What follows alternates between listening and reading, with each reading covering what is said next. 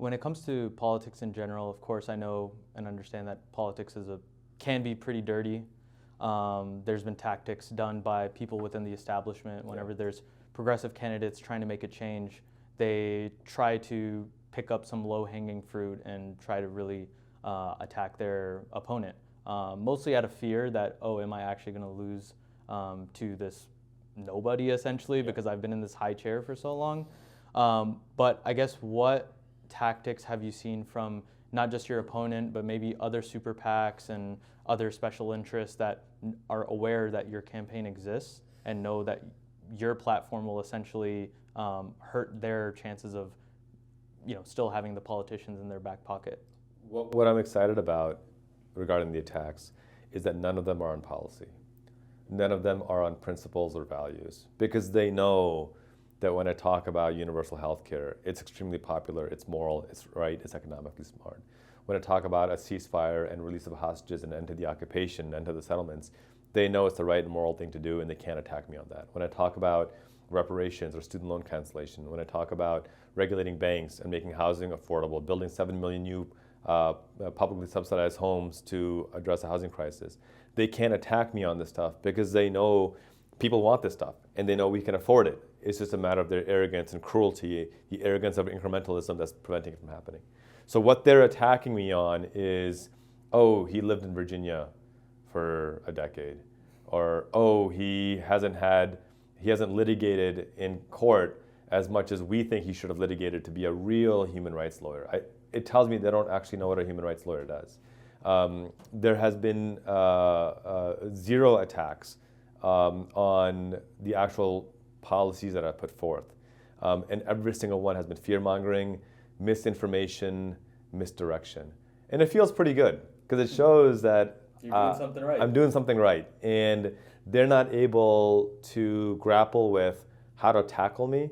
And it helps that I've got a modest social media platform and communications platform, because they know that if you do come out with a nasty attack that's false, I can clap back and make people, or make them pay in front of people the consequences of lying by holding them accountable to their lies. So, we had this Daily Herald forum a couple of days ago, and right in the middle, he makes a comment to the effect of, well, you were disgraced in Virginia. And I'm like, he might as well have called me an alien from the planet Zortan, because what are you talking about? It's literally just a complete fabrication.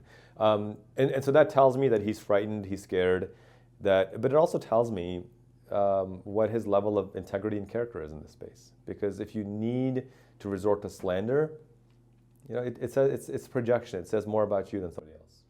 It's pretty hard to completely mind read and understand someone's intentions, but do you think that whether it's Bill Foster, whether it's another corporate Democrat or even Republicans, do you think they genuinely believe the policies that they're advocating for, or do you think that it is solely because of who's funding their campaign? James Baldwin was asked this question, a hero of mine, and this is in Jim Crow America, or maybe just post Jim Crow. I can't remember exactly when the interview was, but it's 60s, 70s. And he says, I don't know what is in the majority of white people's minds. I can't read their minds. I only know the end result of their actions. He goes, I don't know if the housing lobby is racist, but I know that they'll keep me in the ghetto. I don't know if the school board is racist, but I see the textbooks I give my children versus the ones that white children received. I don't know if the labor unions are racist, but I see my job and I see the jobs given to white people. And the point he's trying to make is that whether he believes this stuff or not, whether my opponent Bill Foster believes this stuff or not, it's actually irrelevant. And he's tried to cover himself by saying, let's take the war on Gaza right now. He goes, oh, I'm deeply disappointed in the way Israel.